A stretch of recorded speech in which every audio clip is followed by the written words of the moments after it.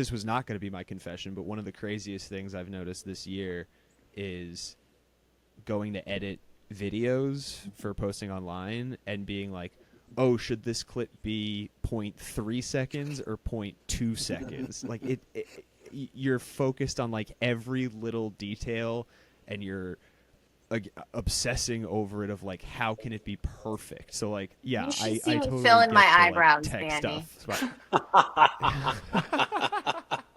I'm like, wait, You oh, should. higher. Shit, this one's higher. And I walk out looking like a clown. I'm Alicia. And I'm Liam. We both have OCD, and instead of spiraling alone, we decided to turn our symptoms into a podcast.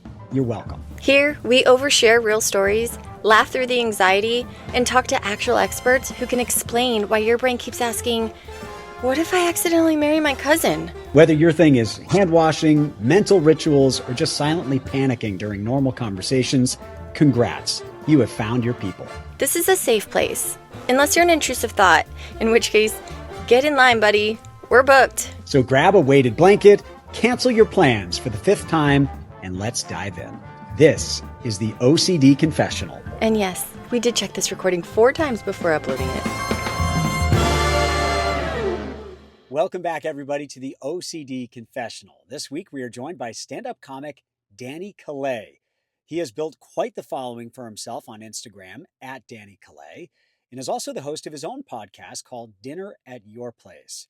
Danny, as you might have guessed, also suffers from OCD, and he is joining us to share some of his confessions. I love plucking my eyebrows. I'm a big. It just gives me so much. Plucking was so 1990.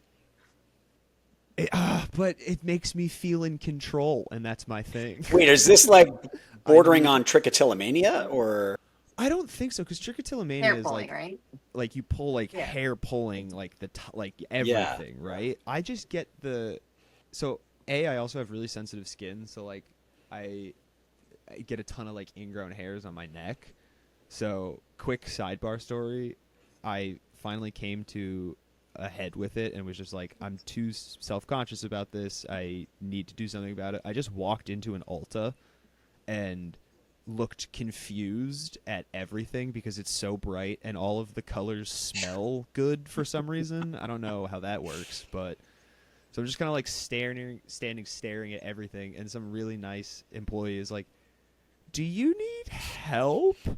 And that is when it just all came out. I was like, I have really sensitive skin. I get a ton of ingrown hairs on my neck. I'm really self-conscious about it. There's so much redness. I don't know what to do.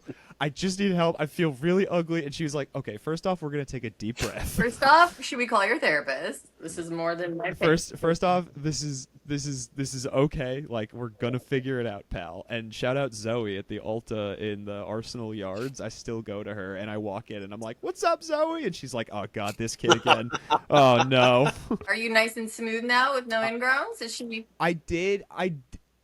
So like, I don't know if it's trichotillomania or just the satisfaction of like something is there that needs to not be there, and I get to pull it. You know, I get to get it out of my skin. I don't know what the deal is, but like, I don't get that full beard like you do, Liam. I get this like weird neck stuff down here.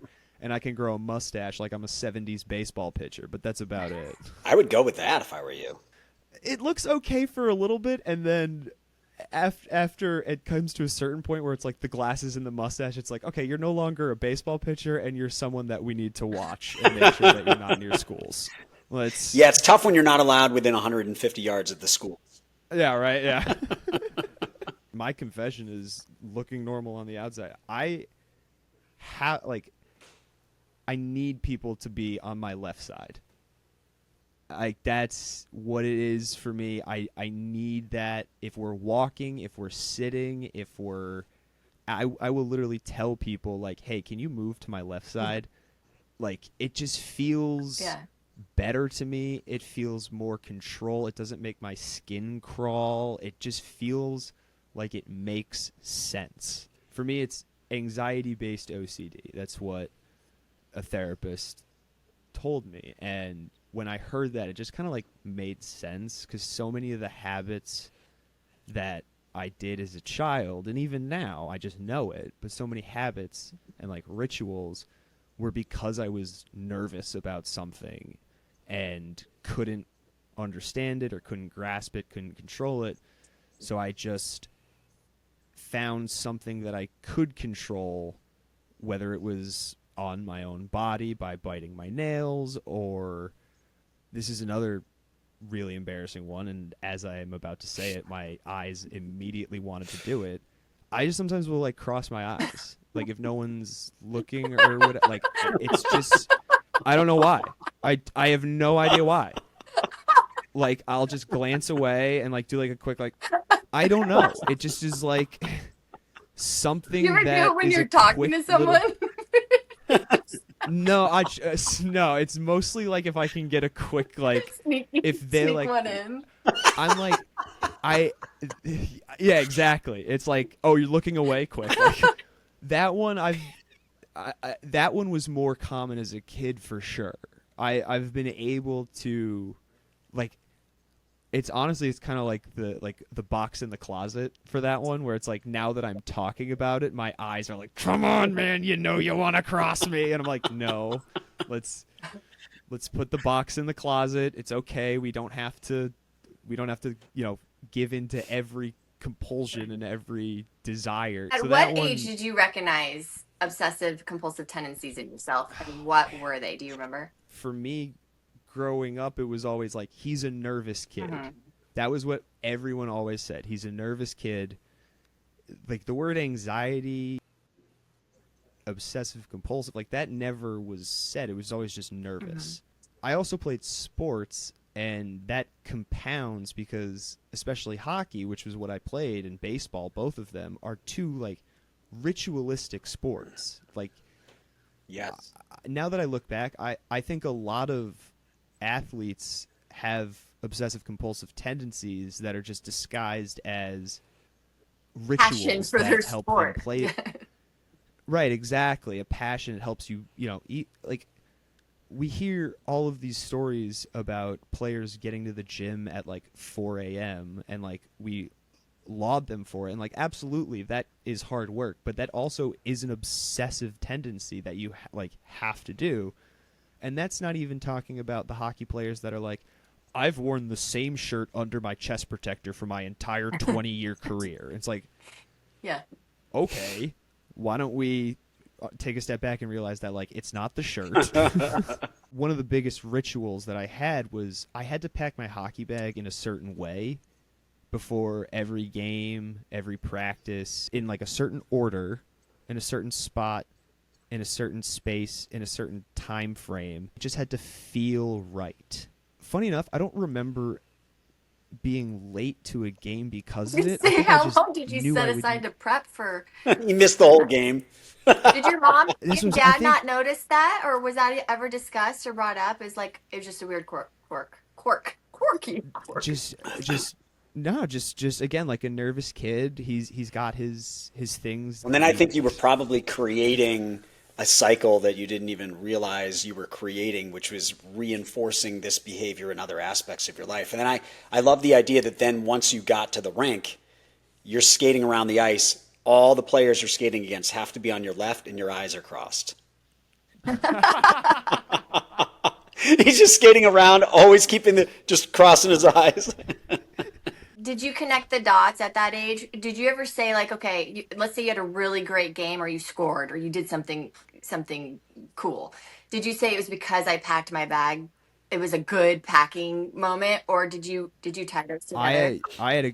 I had a great game where my friend Victoria, she was the stat girl, she made me a peanut butter and jelly before one of the games, and I played awesome. And then after the game, I was like, Victoria, you're going to do that every time now.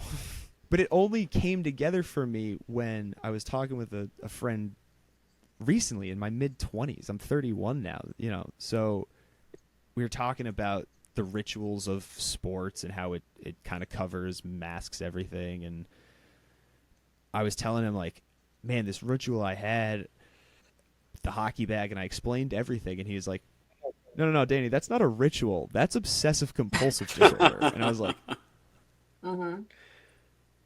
wait, what? And he was like, yeah, that's not like, that's not, I've never done that, man.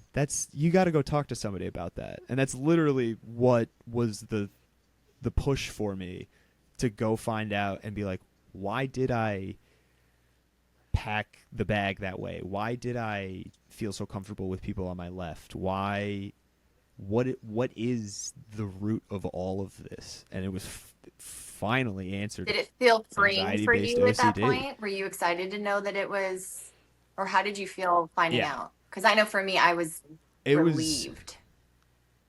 Yeah, it was like a weight off of my shoulders. My first therapy was 18-ish, like around there. And anxiety and depression was always what was thrown at me. And like that clearly made sense, but it also felt like there was more to it. Like anxiety and depression doesn't really answer the question as to why the rituals made me feel so complete. I've certainly wished at times my brain didn't fire this way in the younger days. I'm now very glad my brain is the way that it is because it's mine, and it might be a roller coaster, but it's mine. It's my roller coaster. So in the younger days when I didn't fully like that roller coaster, understand it, I wish that it had fired differently, or like, no, go away. Like, I don't want these thoughts. And it's like, they're going to be there. They're your thoughts. Accept them. Try not to give in to them. And if you do see yourself spiraling, find the tactics that work for you to pull yourself out of the spiral. Don't go sit in your closet and call your mom and say, I'm having a panic attack. You're building that trust, right? Like it's learning to trust yourself. It's learning to, that for me it is. We all have such a different way of looking at things than someone whose brain doesn't fire this way. And yeah, it sucks sometimes, but I wouldn't trade it for anything at this point because we work so hard at mastering our own brain, right? And you get to a place where you're like, okay, I know myself so well.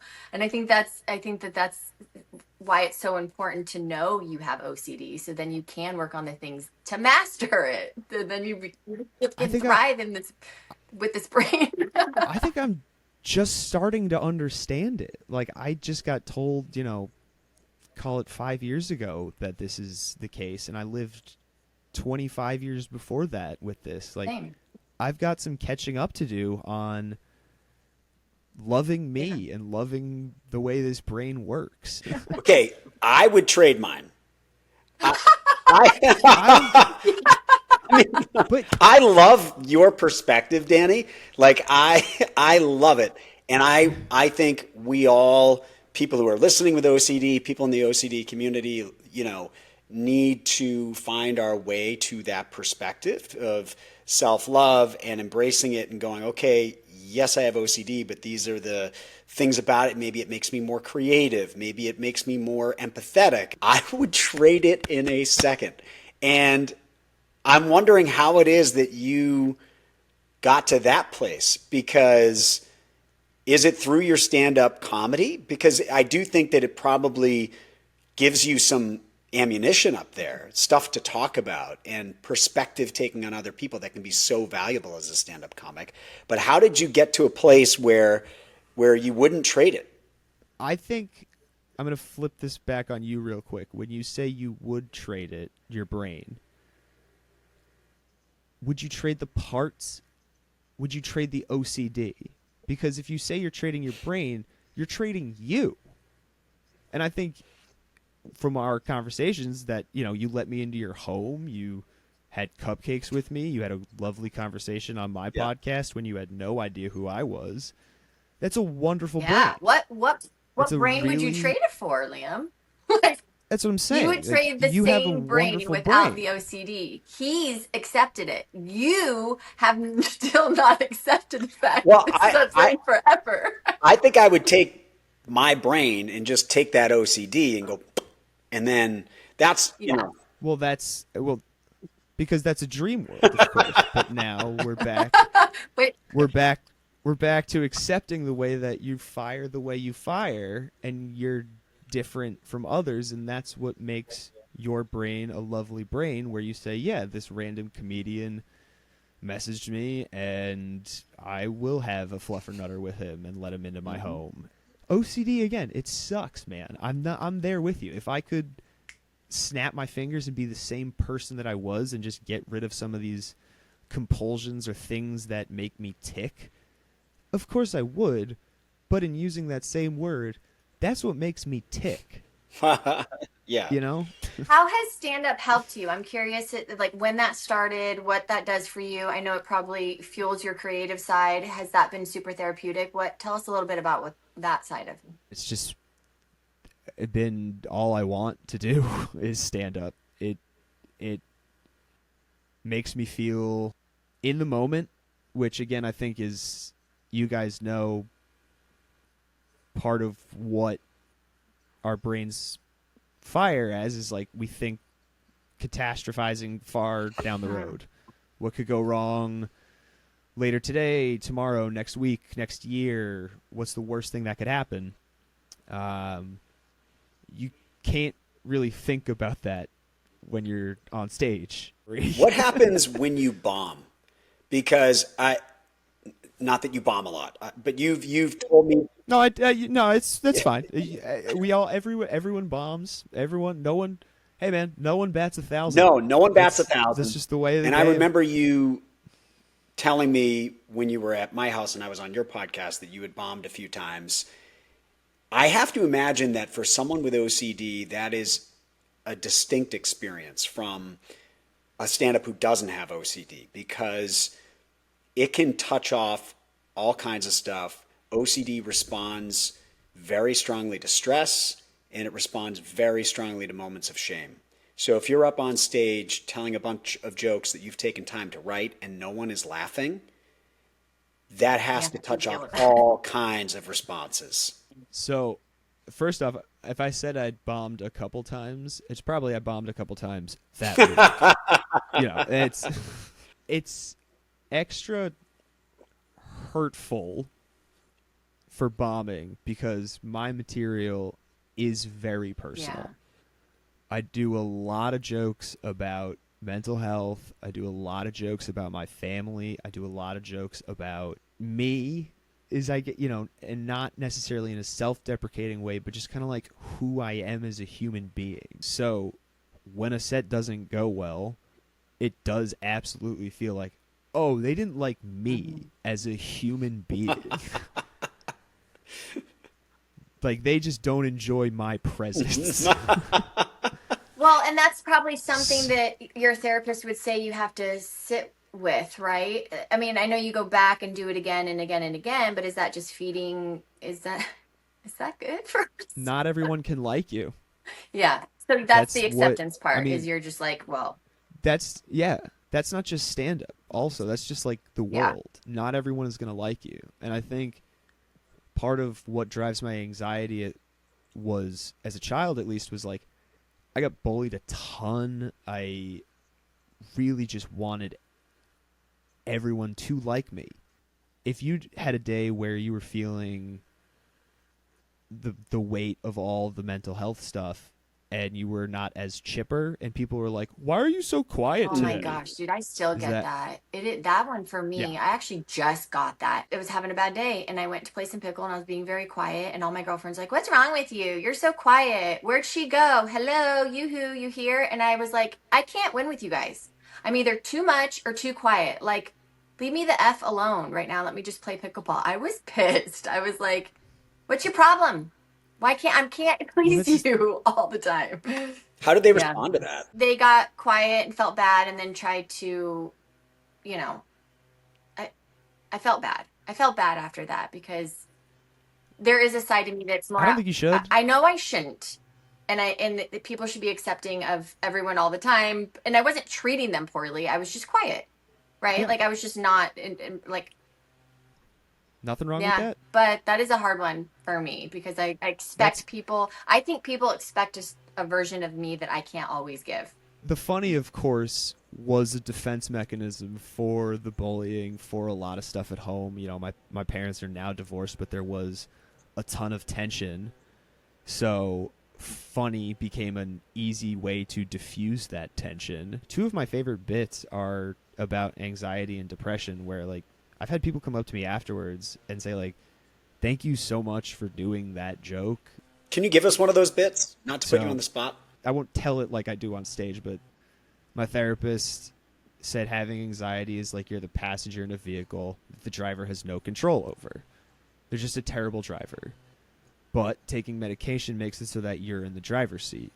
You are in control. And I take Lexapro now, so what I've learned from being on medication is that I am also a very bad driver. That's...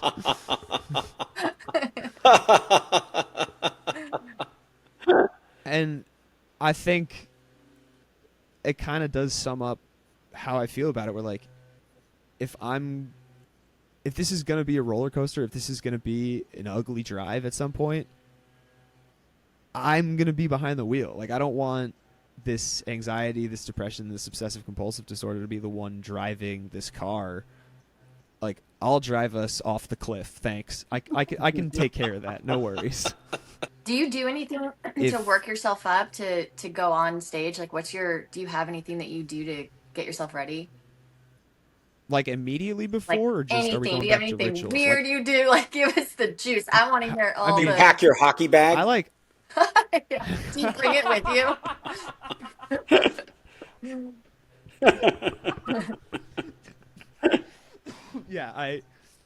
I pack my hockey bag every time I stare at it and go, all right, time to go do 25. Because I was so ritualistic and I have so many, I want to do this, that. Honestly, when it comes to stand-up, I try to let it be as natural as possible. Instagram has been an outlet for you, and you guys will drop Danny's Instagram handle for you guys to check him out. He has some really funny videos that have gone viral.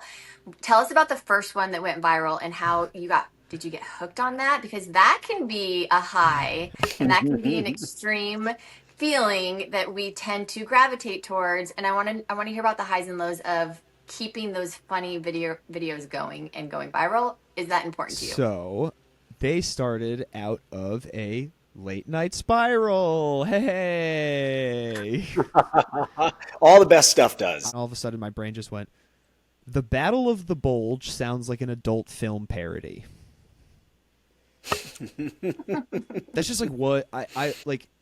I was spiraling for 10 plus minutes and then my brain just said that. So I then was like, there's got to be other war battles from history that have that same premise.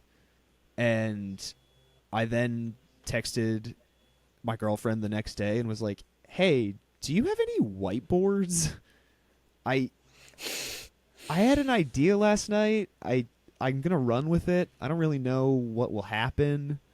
And she's like, yeah, I have 2 whiteboards, you weirdo. You can have them, sure. And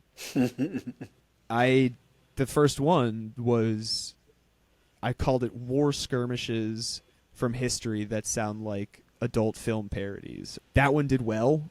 Then after that, I was like, well, shit, you gotta, sorry, I swore, shoot. You gotta think of something else. And I walked by my neighbor who has a very adorable pit bull, and she is a militant, socially active white woman. And I was like, socially militant white women and buff black dudes in the hood also have pit bulls.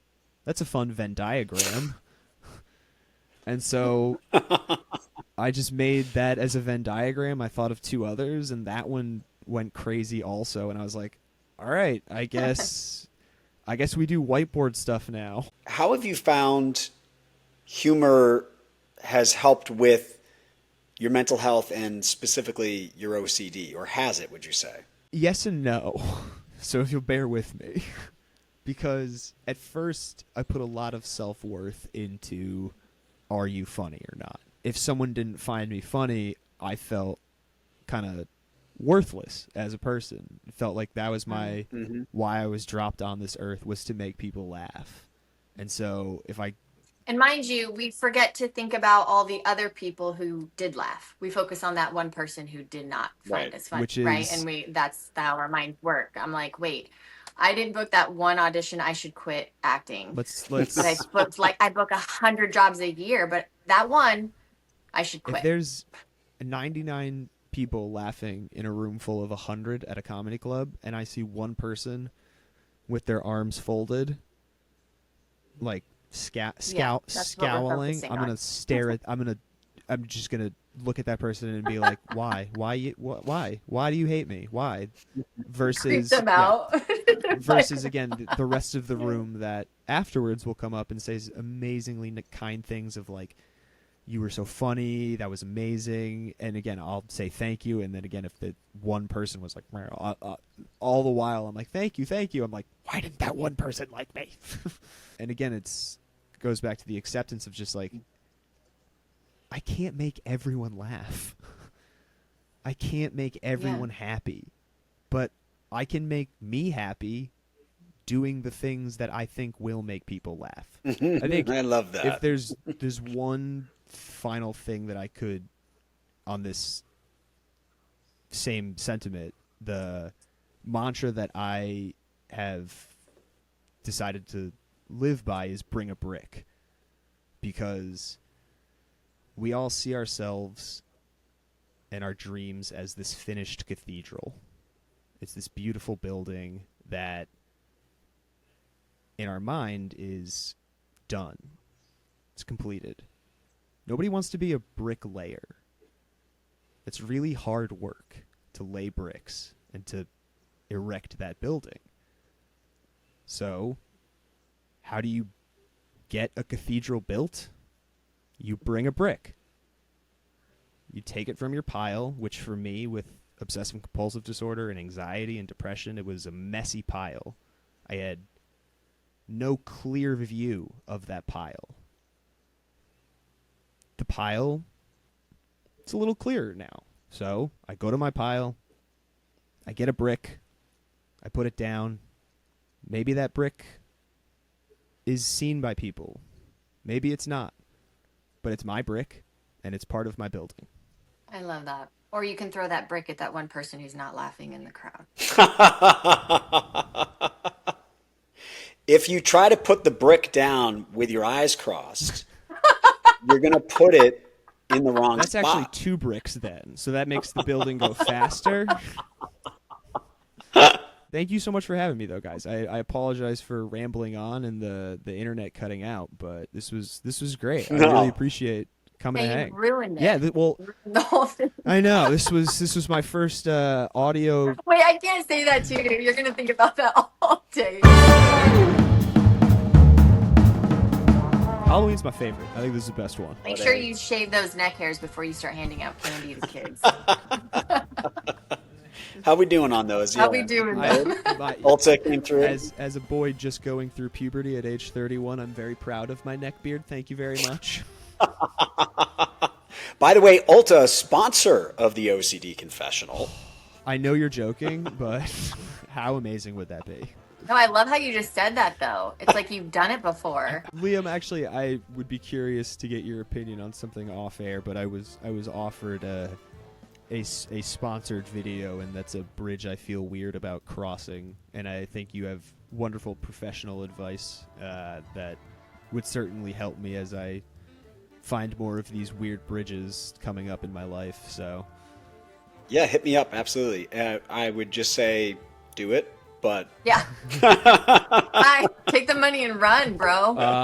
What? Too late. I already said no because of my stupid morals. Nah. Oh, is it a vibrator? No, that one I would have done immediately. Yeah.